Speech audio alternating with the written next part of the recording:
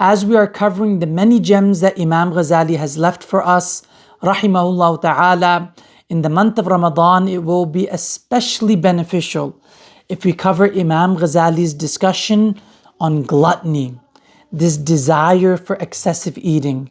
As Imam Ghazali opens the chapter of 𝗥cie që⁄ breaking the two desires of lust and gluttony, this desire for excessive eating, Imam Ghazali mentions it is Allah who has blessed us with food and drink so we may nourish ourselves, maintain our health. It's from the generosity of Allah that these foods and drinks are not tasteless. They come in a variety of tastes so we may enjoy them, so that we could express our gratitude towards Allah. But just as these have great benefits, this is also a great test from Allah. Imam Ghazali says, gluttony, this desire for excessive eating, is man's greatest ruin. It was unsanctioned eating that led to the removal of the infallible Prophet Sayyiduna Adam alayhi salam from paradise.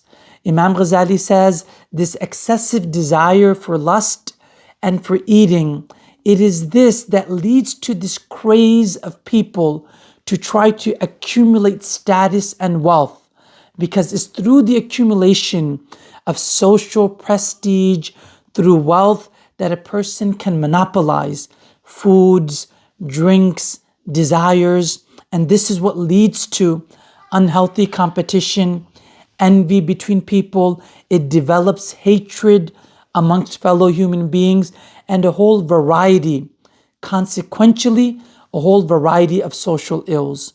That's why Imam Ghazali stresses that it is imperative for every Muslim to ensure that they train themselves in ensuring that they are not enslaved by these desires. And the only way to achieve that, in order to rectify this desire for excessive eating, is deliberate hunger.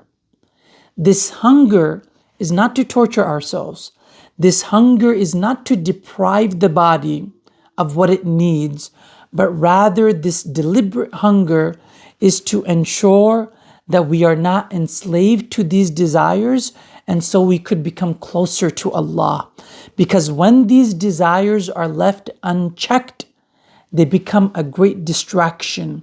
They cloud us, distract us from Allah. But when we train ourselves through hunger to not be enslaved by this, that is one of the great means to get closer to Allah.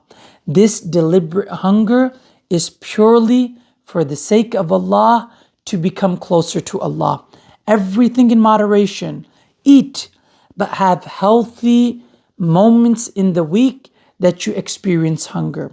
In the month of Ramadan, for the whole month, outside of the month of Ramadan, Mondays and Thursdays, for example, as is the Sunnah, the scholars of Tasawwuf, the scholars of Ihsan, this field of study that teaches us how to become excellent Muslims, to go the extra mile beyond the obligations, to increase ourselves in our closeness to Allah. These scholars, they strongly emphasize having these moments of deliberate hunger all throughout our lives. Imam Ghazali is going to go on to mention the 10 benefits of hunger so that we could benefit from this as we are in the month of Ramadan.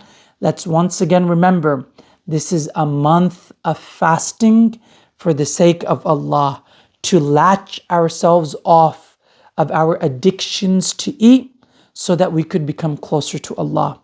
Not a month of eating, not a month of iftar, a month of fasting. May Allah Azza wa Jal bless us with tawfiq.